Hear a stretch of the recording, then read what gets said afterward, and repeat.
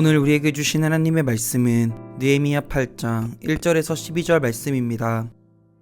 이스라엘 자손이 자기들의 성읍에 거주하였더니 일곱째 달에 이르러 모든 백성이 일제히 수문 앞 광장에 모여 학사 에스라에게 여호와께서 이스라엘에게 명령하신 모세의 율법책을 가져오기를 청하매 일곱째 달 초하루에 제사장 에스라가 율법책을 가지고 회중 앞 곧 남자나 여자나 알아들을 만한 모든 사람 앞에 이르러 수문 앞 광장에서 새벽부터 정오까지 남자나 여자나 알아들을 만한 모든 사람 앞에서 읽음에 뭇 백성이 그 율법책에 귀를 기울였는데 그때 학사 에스라가 특별히 지은 나무 강단에 서고 그의 곁 오른쪽에 선 자는 mat디다와 스마와 아나야와 우리야와 힐기야와 마아세야요 그의 왼쪽에 선 자는 부다야와 미사엘과 말기야와 하숨과 하스바다나와 스가랴와 무슬람이라.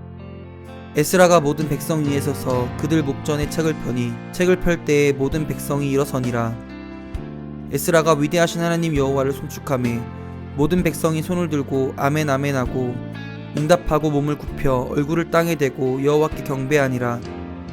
예수아와 바니와 세레바와 야민과 악굽과 사부대와 호디야와 마아세야와 그리다와 아사랴와 요사밧과 하난과 블라야와 레위 사람들은 백성이 제자리에 서 있는 동안 그들에게 율법을 깨닫게 하였는데 하나님의 율법책을 낭독하고 그 뜻을 해석하여 백성에게 그 낭독하는 것을 다 깨닫게 하니 백성이 율법의 말씀을 듣고 다 우는지라. 총독 느헤미야와 제사장 겸 학사 에스라와 백성을 가르치는 레위 사람들이 모든 백성에게 이르기를 오늘은 너희 하나님 여호와의 성일이니 슬퍼하지 말며 울지 말라 하고 느헤미야가 또 그들에게 이르기를 너희는 가서 살찐 것을 먹고 단 것을 마시되 준비하지 못한 자에게는 나누어 주라. 이날은 우리 주의 성일이니 근심하지 말라. 여호와로 인하여 기뻐하는 것이 너희의 힘이니라 하고 레위 사람들도 모든 백성을 정숙하게 하여 이르기를 오늘은 성일이니 마땅히 조용하고 근심하지 말라 하니 모든 백성이 곧 가서 먹고 마시며 나누어 주고 크게 즐거워하니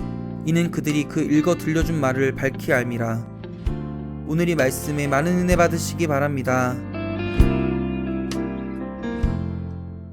저희 7장과 8장에서 볼 수 있는 것은 느헤미야가 성벽을 완공하고 그 이후에 어떤 일을 했는지를 저희가 돌아볼 수 있습니다.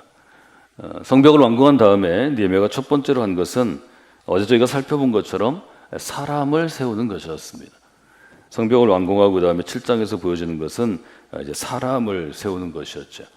사람을 세운 다음에 이제 8장에서는 어떤 일이 있는가 하는 점을 저희가 8장 전체를 통해서 살펴볼 수 있습니다. 사람의 일은 눈에 보이는 성벽을 세우는 것으로 그칠 수 있습니다. 느헤미야에게 있어서는 성벽을 재건하는 게 끝이 아니었습니다. 느헤미야는 좀 더 깊이 있는 리더십이라고 볼 수 있습니다. 느헤미야는 예루살렘 성이 하나님의 도성으로 세워지는 것을 마음에 두고 성벽을 1차적으로 쌓고, 두 번째는 성벽 안에서 이루어지는 도시를 세우는 사람을 세웁니다. 사람을 세운 다음에 세 번째로 한 일이 어떤 것인가 하면, 사람을 세우는 것은 소수의 사람, 리더를 세우는 것이라면 성에 있는 사람 전체를 위해서 5만 명 가까이 되는 사람들이 하나님의 사람으로 서도록 도전합니다. 8장 1절에 보면 7달째 이르러 모든 백성이 일제히 수문 앞 광장에 모여 다 모이겠다는 거죠. 그리고 학사 에스라에게 여호와께서 이스라엘에 명령하신 모세의 율법책을 가져오기를 청하매, 광장에 사람이 모였다는 거죠. 그래서 우리가 이것을 집회라고 부릅니다. 이때 1장에서 저희가 두 가지 점에 주목할 수 있습니다. 첫째는 새로운 인물의 등장입니다. 지금까지는 느헤미야가 주도한 성벽 재건 운동이라면 지금은 학사 에스라라는 에스라가 등장합니다. 또 하나는 어떤 것인가 하면 모세의 율법책이 등장합니다. 여기서 세 가지를 우리가 뽑자면, 첫째는 집회, 수문 앞 광장에 모였다. 그것을 주도한 인물이 느헤미야가 아니고 이제 에스라라는 리더입니다. 그 다음에 세 번째로는 모세의 율법책을 통하여 그 집회가 일종의 포커싱, 초점을 맞췄다는 거죠. 이 세 가지를 저희가 볼 수 있습니다. 에스라와 느헤미야가 드디어 등장합니다. 성경에도 에스라와 느헤미야 책을 두 개를 붙여놨는데요, 이스라엘 사람들이 포로로 잡혀갔다가 돌아온 것을 포로기 이후라고 부릅니다. 이스라엘의 역사 가운데 포로기 이후에 가장 영향력 있는 두 영적인 리더가 함께 일하는 것입니다. 이 함께 일하는 것이 굉장히 중요하죠. 느헤미야는 물론 함께 일하는 팀이 있었지만 이제는 느헤미야가 성벽을 재건하고 또 그 무너진 성벽 가운데 성전에 봉사할 사람, 어제 본 것처럼 성전에 봉사할 사람과 예루살렘을 다스리는 행정적인 리더, 통치자를 세운 다음에 그 다음에 전체 백성들을 위해서 말하자면 영적인 선생님, 목회자를 초청한 것입니다. 에스라가 초청됩니다. 느헤미야는 성벽을 재건하고 리더를 세우고 성에 사는 사람들의 이름을 다 적고 호적을 만들고 그 다음에 다시 성벽 재건, 집을 짓고 성벽 안에 하드웨어를 만드는 정치가와 행정가로서 일했다면 이제는 에스라를 통해서 보이지 않는 영혼의 집, 믿음의 집을 지어가는 것을 저희가 보게 됩니다. 에스라는 어떤 인물인가요? 에스라는 느헤미야보다 예루살렘에 먼저 돌아온 사람입니다. 그래서 에스라가 이스라엘 사람들과 함께 예루살렘으로 돌아온 것을 두 번째 포로 귀환이라고 불러서 2차 귀환이라고 부릅니다. 느헤미야하고 활동 연도는 15년 정도 차이가 납니다. 에스라도 돌아오자마자 무너진 성벽을 보고 안타까워해서 성벽을 재건하고자 시도합니다. 실패합니다. 똑같은 방해가 있죠. 느헤미야가 매일매일 방해를 받은 것처럼 외부의 방해와 회방과 내부의 갈등 때문에 에스라는 포기합니다. 에스라가 포기한 성벽 재건을 느헤미야가 돌아와서 15년 후에 완공하는 것입니다. 어떻게 이렇게 평가할 수 있을까? 에스라는 그러면 무능한 리더십이냐? 성경은 우리에게 그 점을 알려주는 거죠. 두 사람의 쓰임새가 다르다는 것입니다. 느헤미야는 행정가적인 능력을 가졌기 때문에 성벽을 재건하고 조직을 재편하고 사람들을 세우고 성을 만드는 일을 성공했다면 에스라는 그 일의 실패를 경험하게 하십니다. 에스라가 15년 동안 뭘 하고 있었을까요?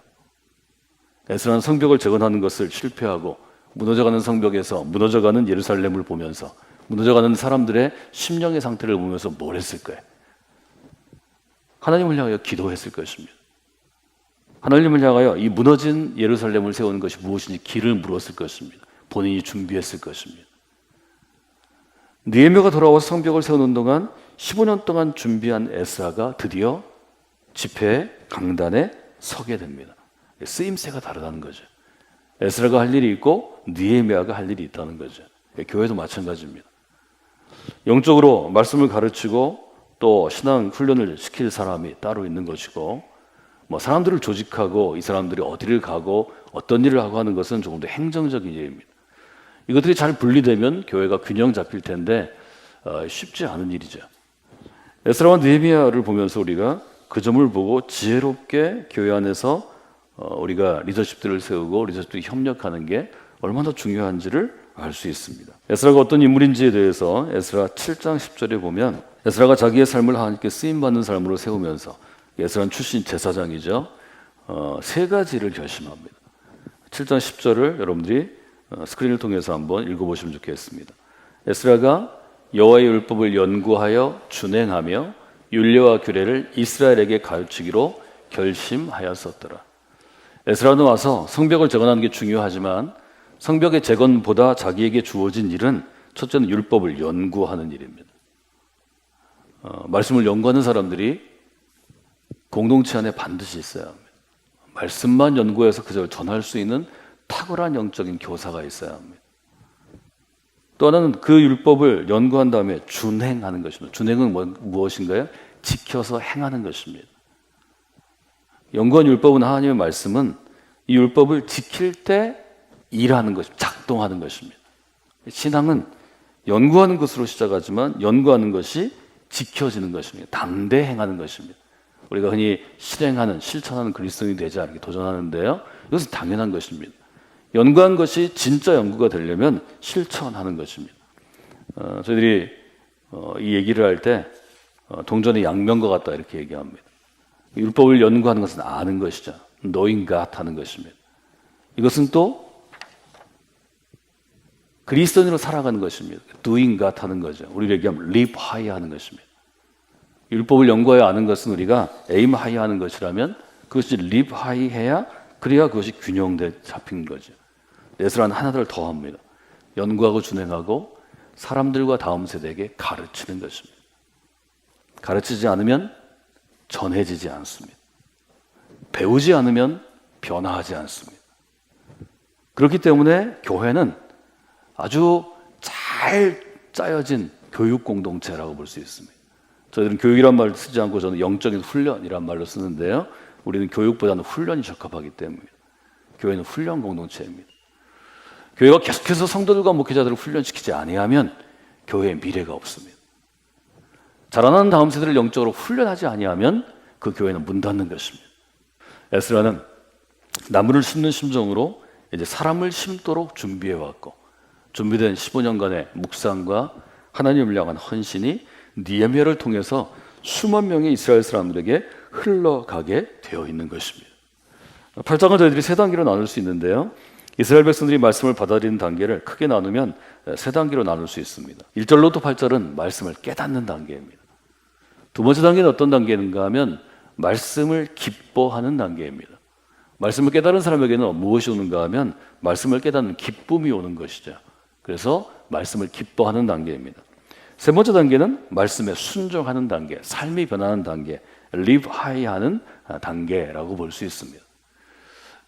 이것들은 계속해서 우리의 삶에서 반복되어야 하는 말씀의 일종의 역사 과정입니다. 저는 이 세 가지가 다 중요하다고 생각합니다. 말씀을 깨닫는 역사가 있어야 합니다. 말씀을 깨달아 본 사람이 말씀을 사모하게 되어 있고 말씀을 중시하게 되어 있고 말씀을 깨닫기 위한 집회와 예배와 연구 모임, 바이블 스터디에 참석합니다. 깨닫지 않는 사람들은 도무지 변화가 되지 않습니다. 교회를 왜 다니는지도 스스로가 잘 모르겠고 다녀도 별 변화도 없고 유익함이 없다고 생각합니다. 깨닫지 못한 자들의 특징입니다.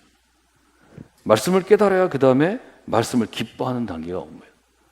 시편 얘기하는 것처럼 하나님의 말씀은 꿀송이보다 내게 더 단 것입니다. 뭐 이렇게 분명하게 표현하죠. 내가 걸어가는 길에 한밤중에 걸어가는 내 발을 비추는 등불이 됩니다. 내 발에 빛이 됩니다. 이것은 말씀을 기뻐하며 실행할 때, 준행할 때 배울 수 있는 것입니다. 그 다음에는 말씀에 순종하는 단계가 있습니다. 이것이 지금 8장을 우리가 본문의 내용별로 나눠보면 세 가지로 볼 수 있는 것입니다. 첫 번째로 에스라가 말씀을 선포할 때 이스라엘 백성이 어떻게 반응하는지를 여러분들이 돌아보시면 좋을 것 같습니다. 첫째는 5절에 있는데요. 5절을 같이 한번 읽어볼까요? 에스라가 모든 백성 위에 서서 그들 목전에 책을 펴니 책을 펼 때 모든 백성이 일어서니라. 첫째 단계는 어떤 것인가요? 일어서는 단계입니다. 일어서다. 백성들이 일어섰다는 것입니다. 언제 일어섰는가 하면 말씀을 전하기 위해서 책을 펼 때에 일어섰다고 얘기합니다. 말하자면 거기 모인 사람들이 영적으로 갈급함이 있던 것을 보게 됩니다. 우리가 물어볼 수 있죠. 왜 백성들이 일어섰을까? 이 첫 단계 굉장히 중요합니다. 첫 단계는 일어서는 단계입니다. 일어서다라는 단어를 기억해야 합니다. 말씀 앞에 일어서야 합니다. 일어선다는 것은 하나님 앞에 서는 자세를 보여주는 것입니다. 백성들이 일어섰을 때 에스라가 크게 깨닫는 바가 있습니다. 율법을 들었을 때 백성들이 모두 일어서리라고 에스라가 기대하지 못할 수도 있습니다. 6절에 보면 에스라는 어떻게 반응하나요? 에스라가 광대하신 하나님 여호와를 송축하며. 뭐라고 쓰여 있나요? 에스라는 백성들이 일어서는 것을 보고 하나님께 감사하며 찬송합니다.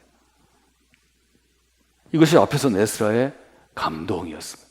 하나님 감사합니다. 백성들이 모두 일어섰습니다. 에스라가 입을 열어 율법을 읽을 때 백성들은 어떻게 응답하나요? 두 번째 응답입니다. 첫 번째 일어섰습니다. 두 번째는 어떻게 하나요? 모든 백성이 손을 들고 아멘 아멘 응답하였다. 여러분의 말씀 가운데 그 말씀이 여러분의 마음을 움직이면, 심장을 찔러오면 아멘으로 응답하셔야 합니다. 그것은 내가 반응하는 것입니다. 아멘은 어떤 것입니까? 하나님, 지금 하신 말씀이 옳습니다. 제가 이것에 동의합니다. 제가 이렇게 살겠습니다. 준행하겠습니다 하는 결단입니다. 여러분, 저는 저희 교회가 하나님 앞에 도전할 때 아멘으로 응답하고 응답한 자신의 삶이 너무 감격스러워서 몸을 굽히고 머리를 땅에 대는 놀라운 영적인 역사가 일어나는 교회가 되기를 원합니다. 세 번째는 어떤 반응이 있었나요? 세 번째는 9절에 보면 이렇게 되어 있습니다. 9절 한번 읽어볼까요? 백성이 율법의 말씀을 듣고 다 우는지라. 세 번째는 감격해서 울었다는 것입니다. 하나님의 말씀이 살아있는 말씀의 운동의 현장에는 이런 분명한 변화가 있습니다. 첫째는 하나님의 말씀을 사모해서 혹은 하나님의 말씀을 제가 다 받아들이겠습니다 한 자세로 일어서는 역사가 있었습니다. 두 번째는 아멘으로 응답하고 몸을 굽혀 경배하는 역사가 있습니다. 세 번째는 어떤 역사가 있나요? 백성이 다 울었다는 것입니다. 감동했다는 거죠. 이 세 가지가 시대를 초월해서 교단을 초월해서 에스라와 같은 말하자면 스피커를 초월해서 우리에게 주시는 믿음의 역사입니다. 어떤 시대에도 하나님의 사람이 세워지고 하나님의 공동체가 세워지면 이 동일한 역사가 일어납니다. 첫째는 백성들이 하나님을 향해 일어서야 합니다. 두 번째는 아멘으로 응답해야 합니다. 세 번째는 정말 눈물을 흘린 만큼의 마음에 감동이 있어야 합니다. 사람의 영혼이 메마르면 눈물도 마르는 것입니다. 하나님을 향하여 감동이 있으면 마음이 움직이면 울기 시작하는 것입니다. 저는 이것이 믿음의 시작, 뉴 비기닝이라고 생각합니다.